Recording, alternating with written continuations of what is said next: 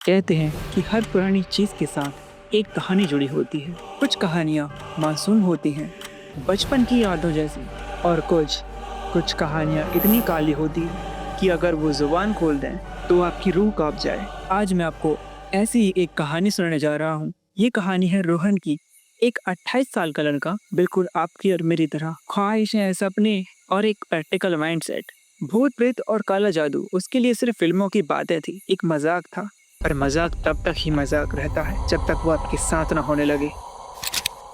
ये बात है पिछले साल की गर्मियों की।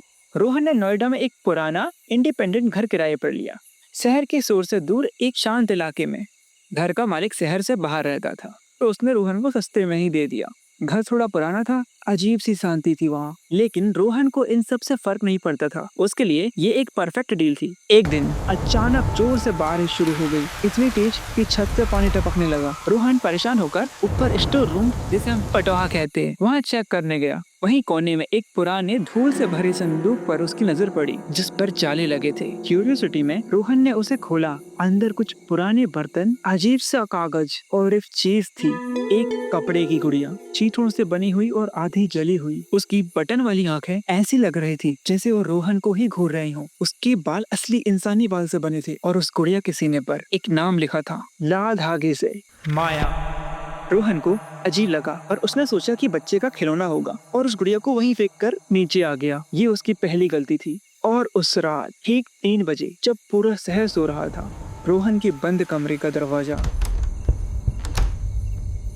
धीरे से खुला। पहले रोहन को लगा हवा होगी। उसने दरवाजा बंद किया और सो गया। अगली सुबह सब नॉर्मल था, पर जब वो ऑफिस से घर लौटा तो उसने नोटिस किया कि वो गुड़िया जो उसने स्टोर रूम में फेंकी थी, अब स्टोर रूम के दरवाजे के ठीक बाहर पड़ी थी। उसके दिमाग में अलार्म बजा।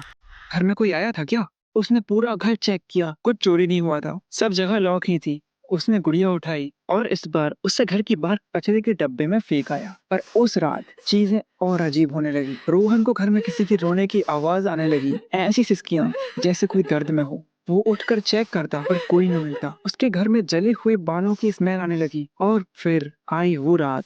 वो अपने लैपटॉप पे काम कर रहा था, अचानक लाइट चली गई। उसने मोबाइल की टॉर्च जलाई और सामने देखा, सोफे पर वही गुड़िया बैठी थी, वही आधी जली हुई बटन वाली आंखों से उसे घूर रही थी। रोहन की हिम्मत जवाब दे गई। इस बार दरवाजा बंद था, खिड़कियां बंद थी। ये गुड़िया अंदर कैसे आई? उसने गुस्से और डर में गुड़िया को उठाया और इस बार उसे काट पीट कर जलाकर घर से बहुत दूर एक नाले में फेंक आया। उसे लगा अब सब ठीक हो जाएगा, पर उसने वो संदूक दोबारा चेक नहीं किया था। ये उसकी दूसरी गलती थी। जब डर हद से बढ़ गया तो अगले वीकेंड उसने फिर से वो संदूक खोला। इस बार उसे उन्हीं कागजों के नीचे पुरानी डायरी मिली। पहला पन्ना खोलते ही उसकी आंखें फट गई। लिखा था, मेरा इंतकाम, माया। वो डायरी माया नाम की एक लड़की की थी, जो उस घर में सालों पहले रहती थी। डायरी में लिखा था कि कैसे विक्रम नाम की लड़के ने उसे प्यार में धोखा दिया, उसके पैसे, उसकी इज्जत, सब कुछ लूट लिया। जब माया ने बदला लेने की कोशिश की तो विक्रम ने उसे इतना मारा कि उसका चेहरा खराब हो गया और फिर उसे घर में अकेला छोड़कर चला गया। डायरी के अगले पन्ने पर काले जादू की विधि लिखी थी। लिखा था, अमावस्या की रात दुश्मन की कोई चीज, उसके बाल या उसकी तस्वीर इस गुड़िया में डाल दो। उसका नाम लाल धागे से गुड़िया पर लिखो। फिर इस मंत्र को 108 बार पढ़ो। जैसे जैसे गुड़िया को तकलीफ होगी, वैसे वैसे दुश्मन तड़पेगा। डायरी के आखिरी पन्ने पर लिखा था, आज अमावस्या है, मुझे विक्रम की तस्वीर मिल गई है, अब उसे कोई नहीं बचा सकता। मैं गुड़िया को आग लगा दूंगी ताकि वो भी ऐसे ही जले जैसे मेरा दिल जल रहा है। रोहन के हाथ कांपने लगे। उसने आखिरी पन्ना पलटा। वहाँ एक जली हुई तस्वीर का कोना चिपका हुआ था और लाल रंग से लिखा था, वो बच गया। आग बुझ गई, लेकिन ये जादू अब इस घर में कैद है। जो भी इस गुड़िया को छुएगा, ये उसी को अपना दुश्मन मान लेगी। रोहन के पैरों तले जमीन खिसक गई। उसने गुड़िया को छुआ था, उसे फेंका था, उसे जलाया था, और माया की अधूरी नफरत अब उसके पीछे पड़ गई। अब उसे रोने की आवाजें साफ सुनाई देती थी। रात को सोते वक्त उसे लगता था जैसे कोई उसके ऊपर बैठा है, उसका गला दबा रहा है। एक रात उसने आईने में देखा तो अपने चेहरे की जगह एक पल के लिए उसे एक जला हुआ, बिगड़ा हुआ चेहरा दिखा, माया का चेहरा।